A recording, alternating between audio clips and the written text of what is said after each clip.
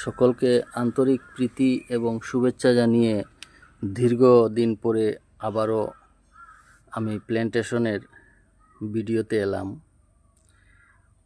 এই দীর্ঘদিন যাবৎ আমাদের আসামে আপনারা জানেন ফ্লাড এফেক্টেড এরিয়া। এই ফ্লাডের জন্য আমার অনেক চারাগুলা মরে গিয়েছিল। পুনরায় আমি সেই চারাগুলো আবার কাটিং করেছি, এই গ্রাফটিং।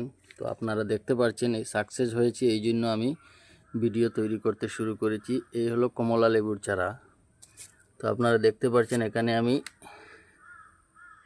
গ্রাফটিং করেছি এই এই এই জায়গাতে। এই গ্রাফটিংটা আমার সাকসেস হয়েছে। এই কমলা লেবু আশা করা যায় আগামী বছর এই কমলা লেবুর গাছ মোটামুটি ধরতে শুরু করবে। তো এটি আমি লাগিয়েছি ছাদের উপরে। আপনারা দেখতে পাচ্ছেন এই মাছ যেগুলাতে আনা হয়, এই মাছের কার্টন, এই কার্টনে আমি এই কমলা লেবুর চারা আমি লাগিয়েছিলাম প্রথমে, তারপরে সেটা গ্রাফটিং করেছি। গ্রাফটিংটা আমার সাকসেস হয়েছে মোটামুটি।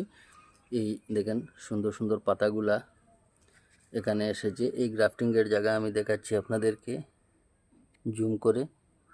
এই হলো গ্রাফটিং। তো আপনারা চাইলেও নিজের ছাদের উপরে বা অন্য কোনো জায়গায় এইভাবে গ্রাফটিং করতে পারবেন। গ্রাফটিংয়ের ভিডিও তো আমি আগে দিয়েছিলাম কিভাবে করতে হয়, তাছাড়া আপনারাই তো জানেন।